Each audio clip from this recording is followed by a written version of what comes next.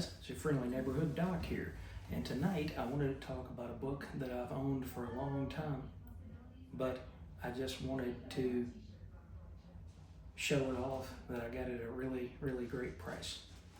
It's The Death of Superman. It's the trade paperback.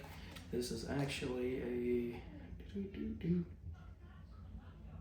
let's see, looks like a first print, I believe. Yeah, I don't see anything that says that it's not the first print. And this was a novel idea.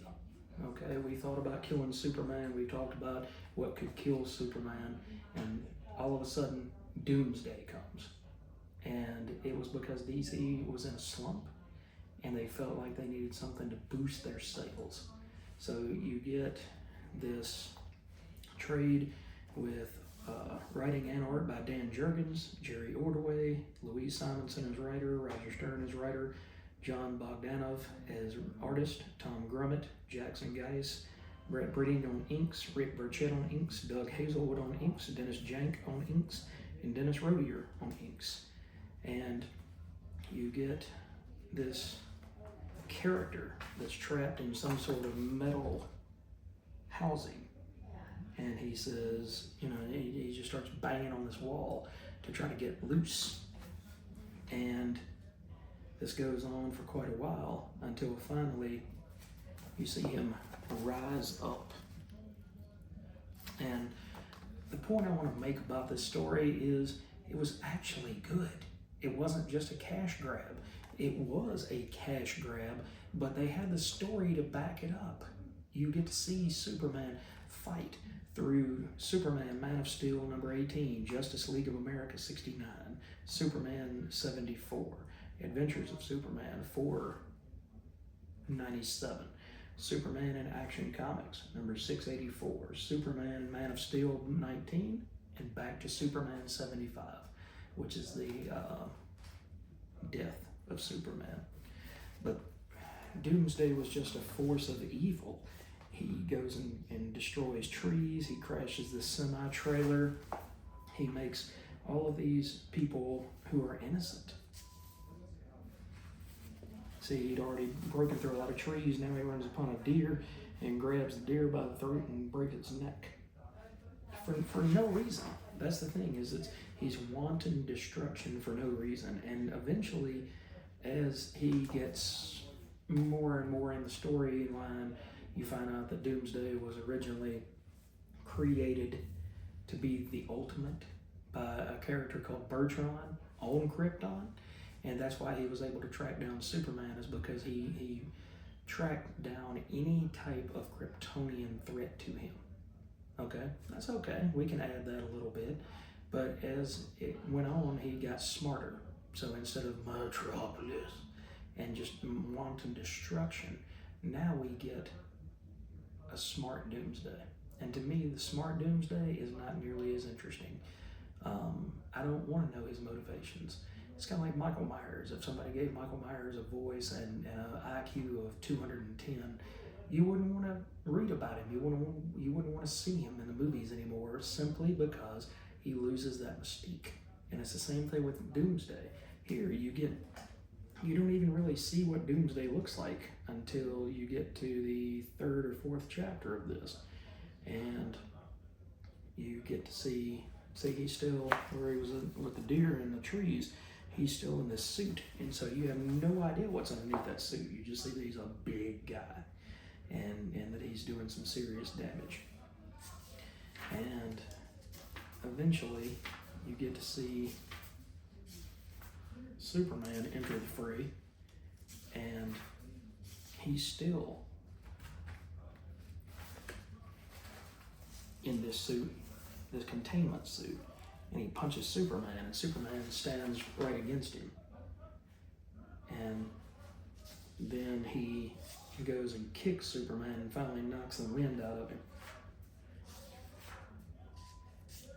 They eventually decide to just pour it on and hit him with guys, Green Lantern Ring, Booster Gold, Fire, Bloodwind, Superman. All of them are hitting him with their energy beams at the same time until finally Fire collapses. Booster Gold's power cells are drained. Guy Gardner in his ring. And now you get to see that he kind of looks like an old, pissed off Abe Lincoln with some exposed facial features and bones. And he tears into the Justice League, just completely tears into them all at the same time. So, and you can see that he's jacked. He's clearly a formidable force against Superman.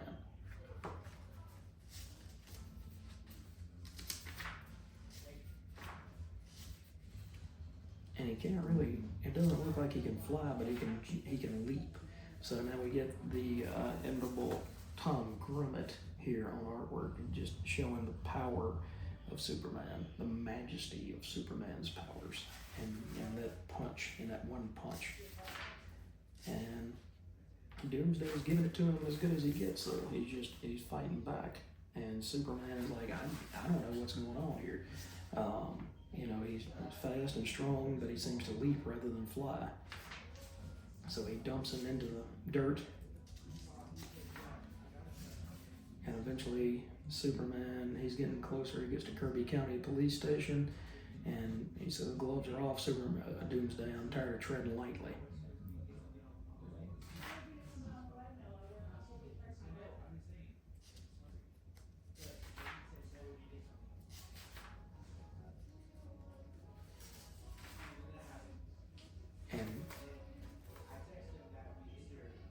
All of this is just wanton destruction.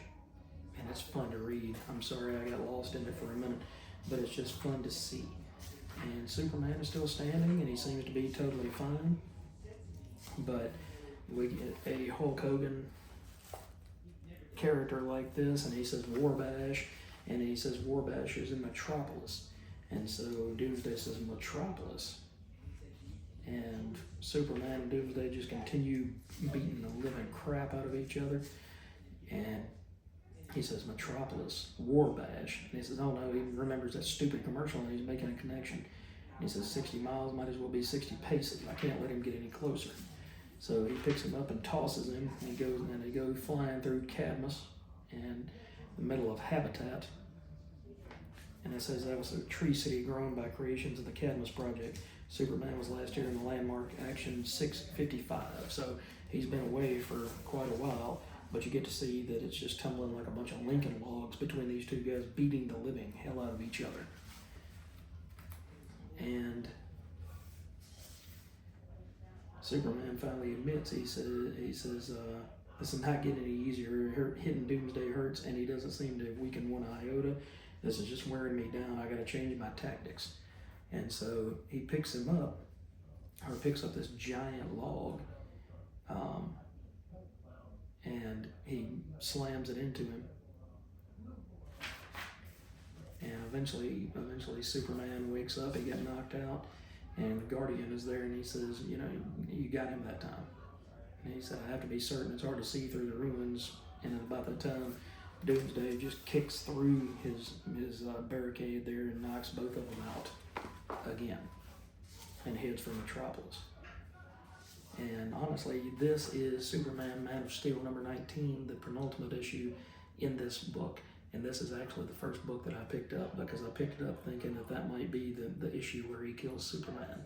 But it was the issue before he killed Superman. And you get this awesome little John Bogdanove inker, as a penciler. And you just get to see Superman and Doomsday right here, and they're just about to have it out. It's going to be an all-out brawl before they get to Metropolis proper.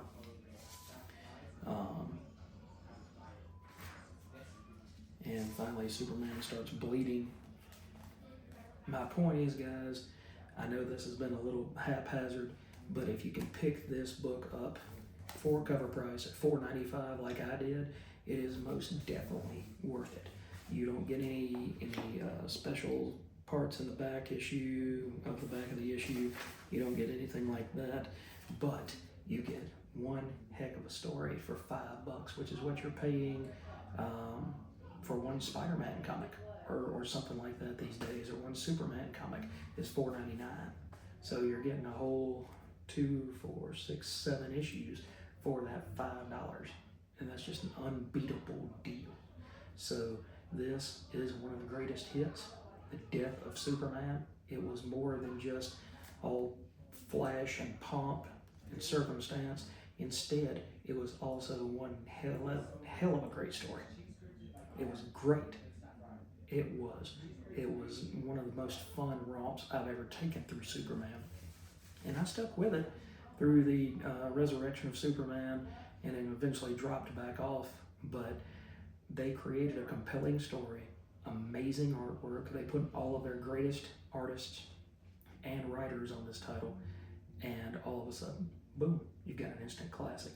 So thanks for checking out this greatest hits of The Death of Superman from DC Comics.